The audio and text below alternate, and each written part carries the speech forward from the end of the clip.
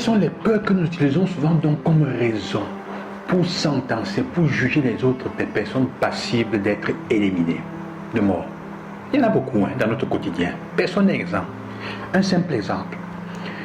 La peur, la peur de souffrir parfois, nous dit que nous devons permettre à personne de prendre place, d'entrer trop dans notre cœur. D'entrer tout dans notre cœur. Et alors comme ça on crée une barrière, et un délit contre la tentative d'amour, mais nous disons c'est pour la bonne cause. Je ne dois pas trop aimer les gens. Personne ne va entrer tant dans mon cœur. La peur de souffrir, on ne sait jamais. L'autre va me faire souffrir. Et comme tel, on se donne une raison. C'est le même type de raisonnement qui a porté Jésus en croix. La peur, les Romains vont venir et vont, non, on va donc le tuer. C'est fini. Tous ceux qui le voient doivent le dénoncer. Et c'est la même logique dans le monde avec ce que les gens avec la même logique du monde, la même logique. Bien que le Seigneur soit capable d'utiliser cela pour créer un sens à la vie, même dans les choses erronées, dans les erreurs, il est capable de tirer le bien. Et c'est pour ça qu'on nous dit que Caïphe ne se rendait même pas compte de ce qu'il faisait, parce qu'il était en train de prophétiser. Il faut qu'un meure pour que la multitude vive.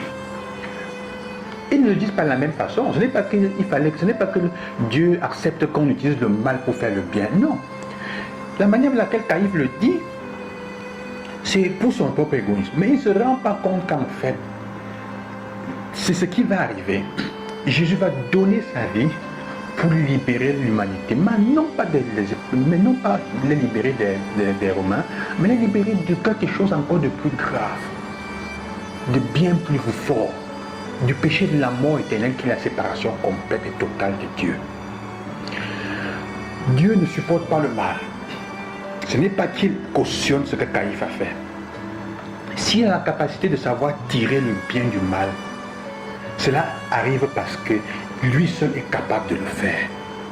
Mais penser qu'on ait besoin de faire le mal pour rejoindre le bien signifie justifier le mal.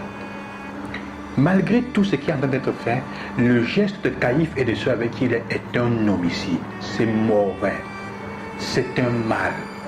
Même s'il y a un bien qui en sort, c'est parce que Dieu, c'est grâce à Dieu qui est capable de faire des miracles avec n'importe quoi, avec tout ce qu'on a sur notre main. Ça n'empêche pas que si voulant faire du mal à quelqu'un, tu choisis de faire du mal, il y a un bien qui s'en sort. Ce n'est pas toi qui as fait ça.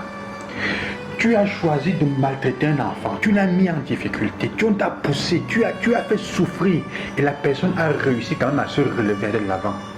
Tu ne vas pas dire, si je n'avais pas fait comme ça, je ne l'avais pas traité comme ça, il serait ou elle ne serait pas devenue une personne aussi forte. Jamais. Tu as mal fait, ce que tu as fait est mal. Aucun acte de mal ne peut justifier le bien. Zéro.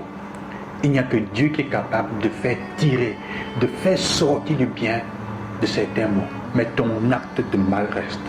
Alors ça, c'est fait, il s'agit de regarder aujourd'hui. Le mal n'a aucune justification à la fin de l'histoire, même si ça finit en bien.